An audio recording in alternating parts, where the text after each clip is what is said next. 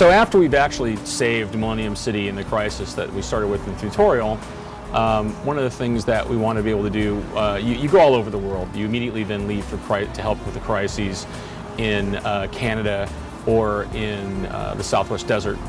But you eventually come back to Millennium City, which has had some time to rebuild since you've been gone. And of course you'll be going through different levels, gaining statistics, gaining powers. And what we want to do is to give you a place that was really iconic to come back and actually do something with those powers that other games don't let you do. So we came with this idea for the powerhouse. So I'm going to go ahead and enter into the powerhouse. So there we go. And the idea with the powerhouse is it's a place you can go to actually test your powers out before you use them. Usually, you have to go do tons of research on the web and figure out what the powers you should get. But here at the powerhouse, you can actually go in, choose what you're going to take, and then try it out. If you don't like it, you can come back and say, nah, I think let me try this other one instead. So the really nice thing is you get to build up all these different things. For example, if I want to go in here and get some travel powers, one of them we talked about before was Earth Flight. So I'm going to go ahead and grab that one. Get all the information on them. So now I can buy that.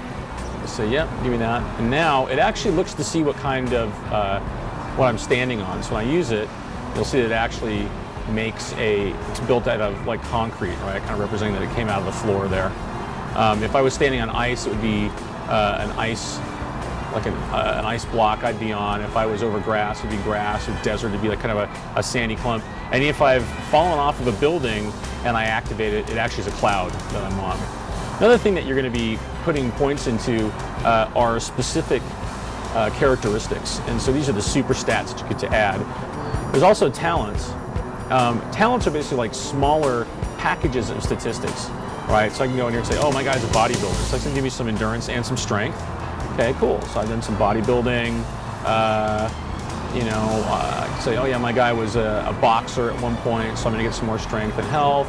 I'm kind of taking things that are helping my area. They've sent in their most powerful warriors, including the dreaded Lemurian sorcerer, Viker in the Blind. So this is the kind of the really, I think, one of the best parts about the powerhouse is I can go in here, we have all these test dummies, and now I can go in and try out all of my new powers that I have.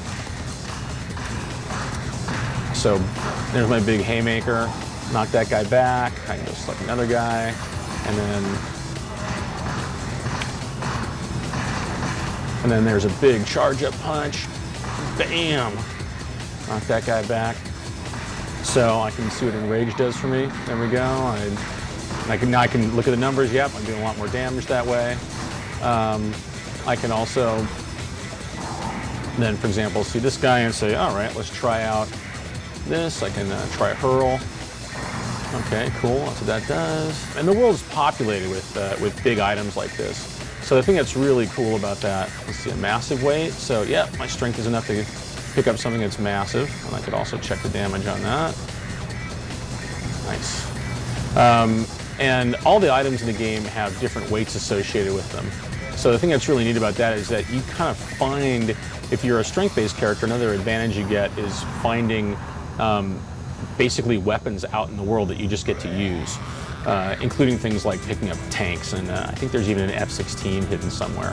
One of the things that we introduced through the entirety of the game is this concept of collectible action figures you can get. You can get them by doing PvP stuff, by doing the Nemesis missions. There are rewards that you can buy in those stores. There are drops off of certain rare bosses. There are really rare drops off of the big world bosses in the game. And basically the whole idea is that you get these devices that let you then summon up your own cool little pet that follows you around. And depending on what kind of pets they are, none of them start with combat advantage. But later they'll get things like emotes and they can talk, and then after launch we'll probably come even with some that do little things in combat. And there's something I think like about 120 of these in the game that you can unlock and get. And I can give a talking to my little guy here. Obviously he's been very bad. My hair's a little upset about that, but I just like the fact that you can really go and earn all these just by playing the game and eventually just amass a huge collection. I got this. Champion en route. So that's kind of a inside look at where things are with Champions Online.